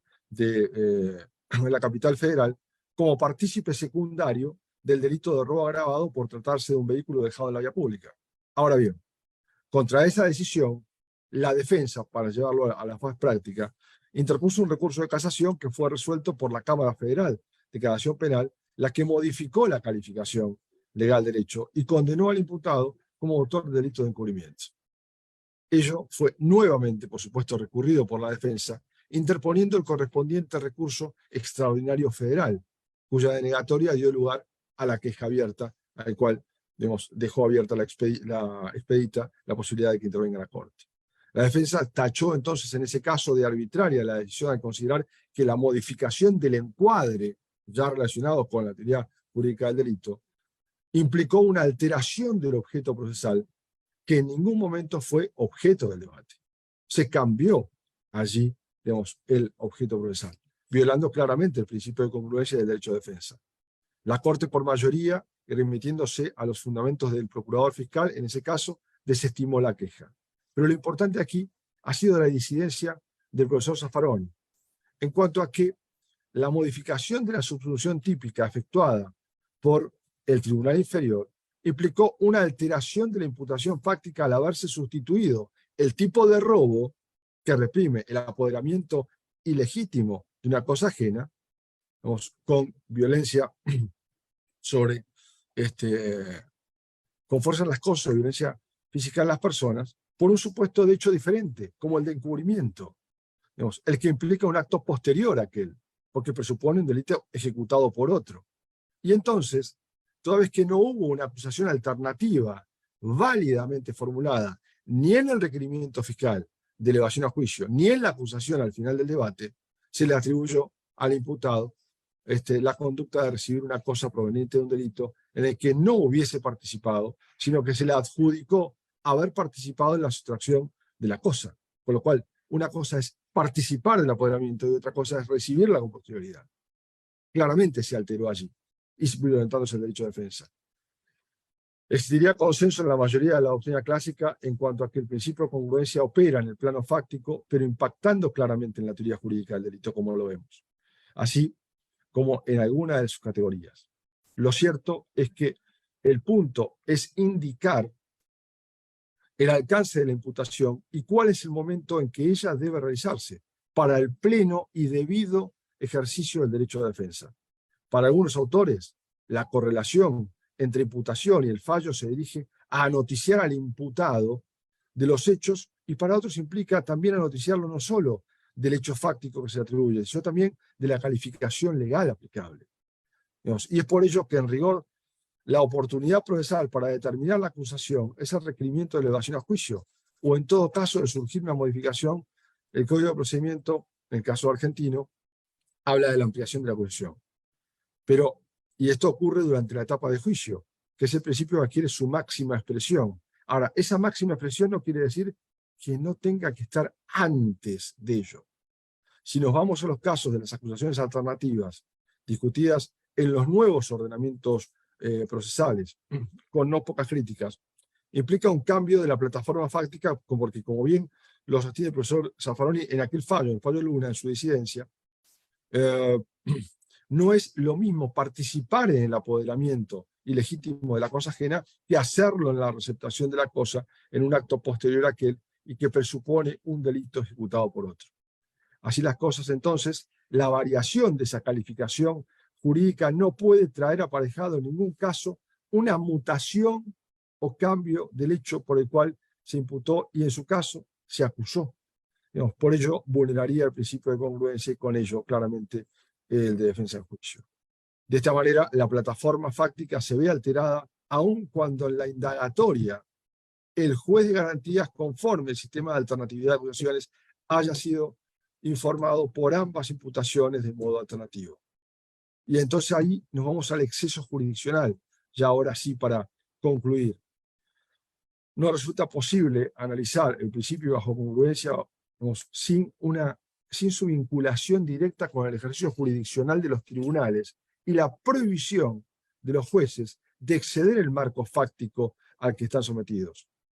En un anterior fallo de la Corte Suprema de Justicia Argentina, que me comprometo a enviarlo junto con el fallo Luna para los queridos amigos de la maestría, el fallo Amodio, la Corte indicó que el principio de congruencia como manifestación de la defensa en juicio implica que los jueces deben claramente ejercer su función de acuerdo con el alcance que fija la acusación. Cualquier intento de superar aquella, de aquella pretensión incurre en el ejercicio jurisdiccional extra o ultra petita. Para concluir, ahora sí, y conforme también lo destaca en su obra el querido profesor Alfonso Zambrano Pasquel, trayendo de la mano al profesor Cafferata, circunstancia que se adhiere por parte del doctrinario a la tesis más amplia, en aras del respeto de las garantías constitucionales en cuanto al concepto de imputación. Para que el imputado pueda defenderse de la imputación, y esto desde el comienzo, desde el principio de la intervención del juez de garantías, allí entran en juego aspectos adjetivos procesales y de la teoría jurídica del delito. Debe conocerla en todos sus elementos relevantes, de modo que quede excluida cualquier sorpresa. El acto por el que se le informa de ella se suele denominar intimación. Esta debe ser previa a cualquier declaración. En este caso, cualquier declaración que pueda recibirse, comprensible, además, debe ser sencillamente expuesta. Y si no se entiende el idioma, por supuesto debe proveerse del intérprete. Esto partiendo básicamente de los principios del artículo 8.2 de la Convención Americana de Derechos Humanos y 14.3 del Pacto Internacional de Derechos Civiles y Políticos. Debe ser detallada claramente en su explicación, de las causas de acusación, es decir, los hechos que dan base a las pruebas existentes. Esto no es ni más ni menos que su contenido. Y por supuesto, su naturaleza, o sea, su encuadramiento legal. Las leyes procesales exigen que sea realizada por la autoridad judicial, que debe recibir la declaración del imputado de modo previo a ella, tanto durante la investigación preparatoria, así como en el juicio oral. Y ¿cuán previa es, o cuán previa puede ser? Debe ser la intimación respecto de la declaración. Entre ambas deberá también transcurrir el tiempo adecuado para que la defensa pueda preparar esta circunstancia. Queridos amigos y amigas, respecto de las garantías constitucionales básicas entre las que se encuentra el tema abordado hoy, que tuve el honor de poder ser invitado para exponer, nos lleva y constituye un prerequisito esencial para arribar a un proceso justo, respetándose el principio de bilateralidad y de defensa a juicio. Muchísimas gracias. Extraordinario, Ricardo. Me parece cómo se pone de manifiesto la relevancia práctica que tiene la adecuada y correcta comprensión de la teoría jurídica del delito, la relevancia práctica. Yo quisiera rescatar un pequeño aspecto, ¿no? Es como si se pudiera traducir a nivel de teoría jurídica del delito, tal vez no tan ceñido a lo que dices tú, Ricardo, pero los hechos, este esquema que tú le llamas fáctico, los hechos, es como si fuese el tipo, ¿no? Una vez que pasamos de los hechos, llegamos a la acusación o imputación, entonces ya tenemos el tipo más la antijuridicidad.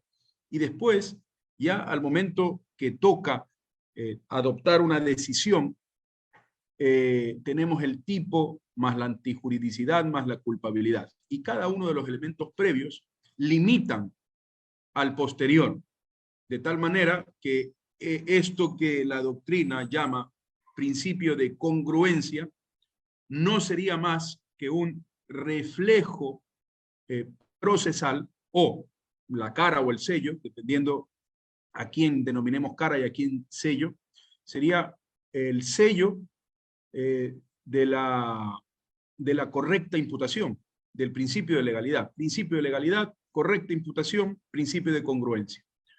Qué relevante es comprender estos aspectos para que el trabajo de imputar y de corregir la imputación o controlarla sea un trabajo que permita hablar de que en ese juicio las cosas se hicieron de tal manera que se respetaron los derechos, la buena lid procesal, etc. Hay una pregunta del profesor Zambrano. Alfonso, por favor.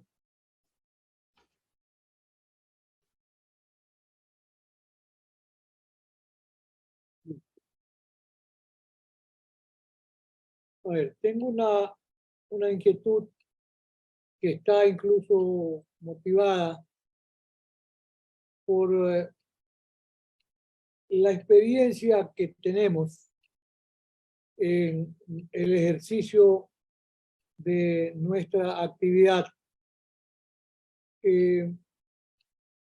Yo he tenido la oportunidad incluso de revisar la actuación de un querido amigo también, magistrado de Tucumán, Mario Velázquez, en el tema del control de la imputación, que es un tema que en el Ecuador empezamos de alguna manera a discutirlo, pero que no se le ha dado la importancia que tiene y que lo ha destacado bien Ricardo, porque la inquietud es la siguiente.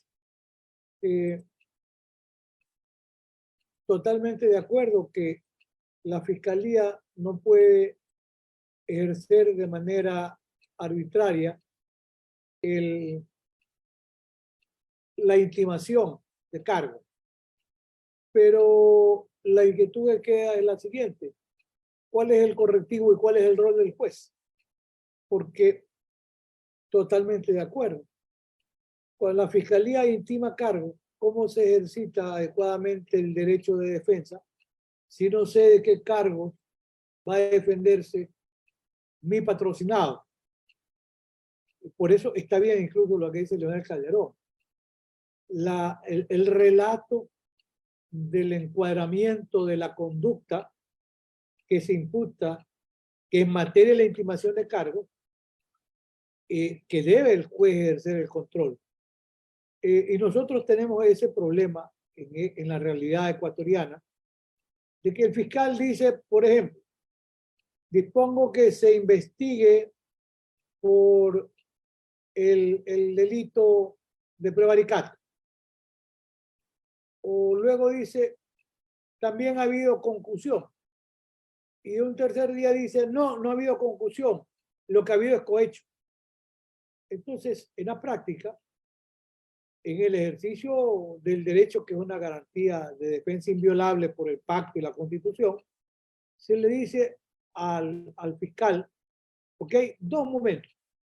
Cuando el fiscal abre una investigación y le dice a un juez, por ejemplo, autorice usted el allanamiento, autorice usted la aprehensión de estos efectos, porque voy a investigar un delito de prevaricato y voy a investigar un delito de cohecho. Entonces, la inquietud que queda es, el fiscal no ha relatado mediante qué actos se habría adecuado la conducta, que es materia de la investigación, a una hipótesis típica, sino que dice, hay prevaricato o hay cohecho. Entonces, la primera inquietud es, yo coincido que el derecho como derecho a la defensa, que es una garantía inviolable y de respeto además convencional, ¿cuál es el correctivo? Porque si uno le dice a la fiscalía, pasa en la práctica, oiga, pero dígame por qué razón usted está hablando de prevaricato, mediante qué actos habría incurrido en prevaricato el juez fulano de tal, o mediante qué actos se habría cometido el delito de cohecho. Y simplemente dice que está investigando y luego se va a determinar. ¿Y qué pasa cuando se llega el momento de dar paso ya a un proceso después de la investigación? Cuando se van a formular cargos o a estimar cargos. Porque nosotros tenemos en un modelo, el modelo ecuatoriano, una etapa de investigación previa, y una vez que termina la investigación, la formulación de cargos para iniciar un proceso, y luego podría haber en la etapa intermedia la posibilidad de ir a un juicio. Pero cuando el juez, que le llamamos acá de garantías simbólicos más el nombre, está allí como espectador de la formulación de cargos que hace la fiscalía, y en más de una ocasión se le dice, oiga, pero la fiscalía no dice cuáles son los elementos que le permiten formular cargos. Y se hace el planteamiento, desestime usted la imputación que formula la fiscalía. ¿Y qué dicen los jueces? El titular de la acción penal es él o la fiscal. Yo soy juez de garantías. Yo doy paso a que se inicie el proceso y ya veremos en etapa intermedia si hay mérito o no para sobreseer o para ir a juicio. Pero qué desgaste. Primero, cuando se hace una investigación y no hay un relato adecuado de la hipótesis típica que se está imputando. Y luego, cuando se formula cargo y no se menciona, ¿verdad?, cuáles son los elementos que permiten formular cargo. Y además que en Ecuador invocamos en más de una ocasión la garantía constitucional como derecho a la defensa, el 76, numeral 7, la letra L, que exige la garantía de la motivación de todo acto, incluso administrativo, porque dicen, el fiscal no es juez, pero la resolución del fiscal es o no un acto. Claro que es un acto del poder público, por supuesto que sí, y tiene que estar sometido a control. En el caso de Tucumán, recuerdo, cuando he conversado con Mario Velázquez, que me dice, mira, si un fiscal no hace una adecuada formulación de cargos, yo como juez le digo, oiga, pero por favor, usted, concrete los cargos. Le digo, y si no lo hace, el Código de Tucumán permite dictar el sobreseimiento en ese momento, ¿ya? Ahora, en el caso, porque tú vives otra realidad, querido Ricardo, ¿cuál es la contención que puede hacer el juez? ¿Cuál es el límite frente a la pretensión de la fiscalía? ¿Cómo el juez le pone un vallar y le dice, oiga, señor, concrete? ¿Pueden también sobreseer en ese momento la pretensión de la fiscalía o no? Me extendí un poco el comentario, pero no es necesario porque nosotros estamos experimentando esa situación hoy. Es muy importante porque es función del juez y aquellos que hemos sido jueces de instrucción, así y cuando nos pasamos al sistema acusatorio, fundamentalmente es obligación del juez controlar la logicidad y la razonabilidad del planteo efectuado por el fiscal. Esto es, él no puede mutar, digamos, de acuerdo a su gusto y placer, digamos, la imputación, porque corremos este riesgo de comenzar con una, digamos, y a fallar. Hay un caso, específicamente el caso Bowe, en donde se comienza una investigación por cohecho, se la continúa por concusión y se lo condena por supuesto, anulada posteriormente por la Corte. Pero eso es responsabilidad del juez. Y básicamente en la provincia de Chubut dice, señor, usted me está presentando elementos, digamos, donde no existe un caso. No hay un caso para poder seguir adelante. Con lo cual, con los elementos que tengo hasta ahora, digamos, puedo tener dos posibilidades. O declaro la nulidad de su imputación, digamos, y entonces, o sea, pero no va a poder repetirla, digamos, con estas mismas pruebas, digamos, o sobreseo el caso porque no hay un delito determinado. Digamos, esa es la sanción de poder, porque si no es, digamos, ¿quién controla al fiscal? ¿No? O sea, además del controlador que puede ejercer en aras del principio de bilateralidad de la propia víctima. Pero básicamente la sanción tiene que darse de esa manera. Excelente. Bueno, como vemos, podríamos quedarnos muchísimo tiempo aquí discutiendo de estos aspectos y otros, pero tenemos que parar en algún momento. Damos las gracias a todos los asistentes, los docentes de la maestría, al profesor Alfonso Zambrano Pasquel, al profesor Ricardo Basilico. Ahora le vamos a dar la palabra al doctor Eduardo Argudo González, director de la carrera, quien va a dar las palabras de clausura de este evento solemne, que nosotros estamos haciendo esta tradición de hacer las inauguraciones académicas, como es debido, con charlas magistrales. Eduardo, por favor. Muchas gracias. Ya me retiraron el audio. Muy buenas noches. En primer lugar, debo expresar mi saludo de parte de la comunidad universitaria de la Universidad de Guayaquil, al doctor Ricardo Basilico, quien nos ha acompañado en esta maestría de Derecho Penal en la primera corte y que nuevamente está con nosotros precisamente en esta segunda corte, en la maestría de Derecho Penal.